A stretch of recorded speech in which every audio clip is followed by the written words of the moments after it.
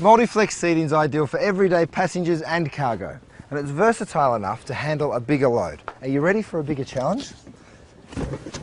I'm Curtis Stone, and this next GMC Trade Secret is brought to you by the GMC Terrain. So when you've got a crowd coming for dinner and you want to cook a big impressive piece of meat, I'm going to give you all the information right now that you need to know to pull it off. Let's start down this end. I'm starting with a chicken. You don't need to cook it slowly because it's already tender. A couple of things that you need to do. I always tie up my legs and just tuck the wings under the front there. Now, what you want to do is just season it up nicely, put it into a nice hot oven, and you need to cook it through. Now, cooking it through when you're talking about poultry means taking it to about 170 degrees. So, get one of these little guys, if you're not confident yourself, and just pop it down somewhere around the thigh, into one of the thicker parts of the thigh, and that's going to give you the internal temperature. What I actually do is I throw this away because I don't like my thermometers. I pick the bird up with a pair of tongs, and when you pick it up and the juice runs straight out of there, if it still runs red, it's not quite ready. If it runs clear, then you know the chicken's cooked. So up to you. What you want to do is put it into a roasting tray, on a tray like this, or maybe even throw a little bit of vegetable down if you don't have a tray, like I've done over here, because all of this vegetable acts as a bed and actually acts as a bit of an aromatic to get some of that flavour through it. Next, if you're doing a big piece of beef like this standing rib, it's so beautiful and it's so tender. As you know, you can eat it just as a steak if you slice them up. So what we're going to do with this guy is roast it on the bone.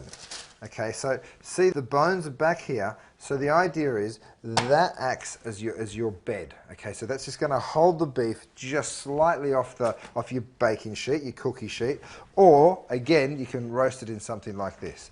So with all this beautiful fat, you want to take advantage of it. Get a really nice hot pan and put this in and seal the meat. Now what sealing means is you put it into a hot pan, you sear it, and you get this beautiful golden crust. Okay, so you get the lovely natural sweetness and all of the flavour from the fat.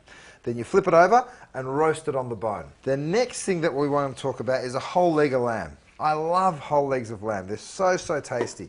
What you can do is you season it up and do the same thing with the beef. You throw it into a hot pan and you sear it or seal it, and you get all of that beautiful golden colour on the outside. And if you turn it over, I'm going to show you something here. See where the bones come from? The bone normally goes straight down there, and there's another big bone that comes out with a knuckle here.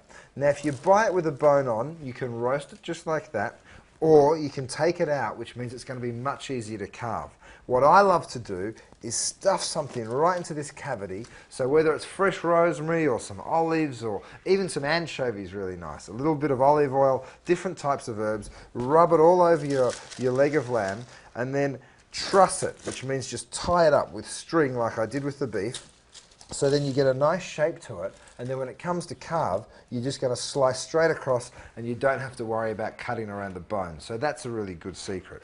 Now with the lamb and the beef, you want to cook them to medium rare. Okay, so you're going to roast it in the oven, nice high oven like 350, 375, and you're going to cook them until they're 120 degrees. Over to the end here, I've got a beautiful piece of pork shoulder.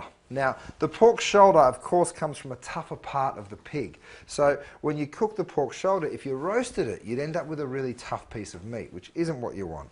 There's great flavour in the pork shoulder, and you can see it's sort of layered up with different cuts of meat, different pieces of sinew and fat running through the joint. So what you need to do is tenderise it. So you can seal it off the same way that you do the lamb and the beef, but what you want to do with this guy is you want to braise it. Okay, so get yourself a big casserole pot like this one, throw it in with some vegetables and a little bit of stock, and cook it really slowly.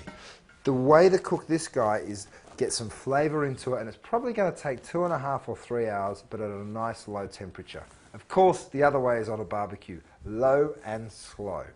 Now you've got all the information you need to know to pull off a beautiful dinner party when you're cooking for a crowd. I'm Curtis Stone, and that's your GMC Trade Secret.